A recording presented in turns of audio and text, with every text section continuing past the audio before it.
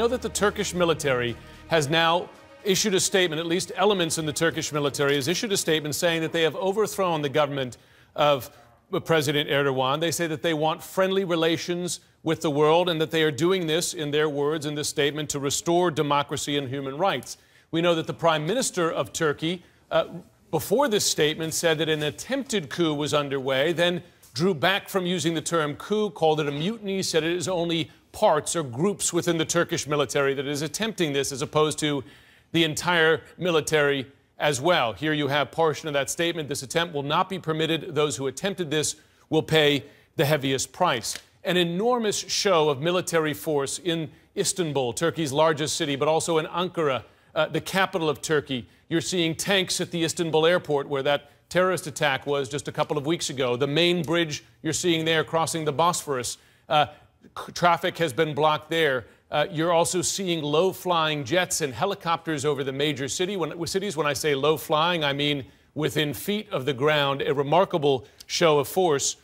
As this is happening, you have that the president of Turkey, Mr. Erdogan, has been on vacation, though in Turkey on the coast. We are told he's going to make a statement to the nation shortly. In the last hour or so, news started breaking of this apparent attempted coup attempt.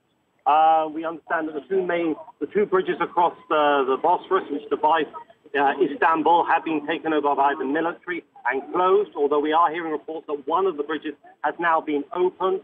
Tanks, we also understand, have been deployed in various parts of Istanbul, and there have even been reports of clashes between the police and the military. The Prime Minister, Bin Ali Yildirim, has been on television declaring that there is a coup attempt by what he calls illegal factions of the army, who he said will be brought to account and severely punished. And he has made a call for all police to return to their positions.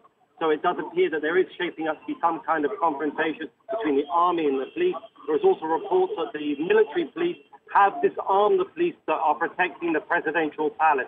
There has been no word from the Turkish President Recep Tayyip Erdogan since these events have unfolded. The military, in a statement, have declared that they are taking over the country. At the moment, the situation is very chaotic. There's reports of gunfire in both Ankara and in Istanbul. Times like this, it's so important to get the broadcasters. They've clearly got the television, they've got TRT, they've gone inside and they've made a newsreader read out this statement. At the moment, absolutely, they have the upper hand. It is only a question, what will the police do and what will the Presidential Guard do, and are they going to actually try and oppose this? We understand the President is probably in Bodrum. If that's the case, how does he get back to Ankara or Istanbul? He doesn't, because there's no flights. I've got a friend in Izmir who's just told me that Izmir airport is completely closed, no flights. So at the moment, absolutely, the coup leaders have got the upper hand.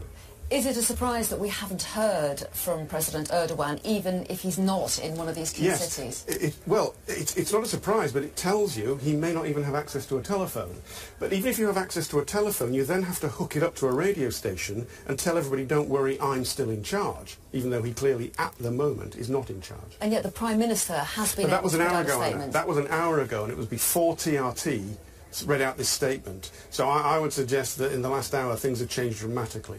And in that statement an hour ago, President Yildirim was very confident that they could put down any coup attempt. He talked about it being illegal, being a very small group. What powers do they have? Oh, they have all the power, except they don't have the guns. And so if power comes from the barrel of a gun, which in Turkey it does, and if you haven't got the guns, then you don't have the power. Legally, they would argue they have the power.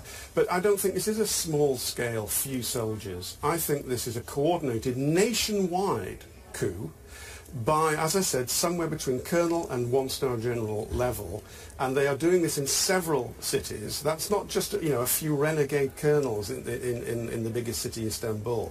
Now, what happens next is this going to be a bloodbath or not? If the Presidential Guard stays loyal, if the elite police forces stay loyal, if masses of people come out onto the streets, especially in Taksim Square, and say we don't want this, and they are opposed, there could be serious bloodshed. 1960, military coup. 1971, military coup. 1980, military coup. 1997, military coup. 2016, attempted military coup. How excited opinion about President Erdogan? Hugely, because for whatever people outside the country think of him, he was elected by a very large majority, and there will be people that want to support him, and the intelligence services are probably still loyal to him. But the army, people mistake Turkey for a modern European country sometimes, and it isn't. And the army is the real power. Your correspondent in Istanbul was alluding to it. It all goes back to Ataturk. Ataturk is the father of Turks, who introduced secular modern Turkey in the 1920s, and ever since then the army has sworn it will uphold secular Turkey.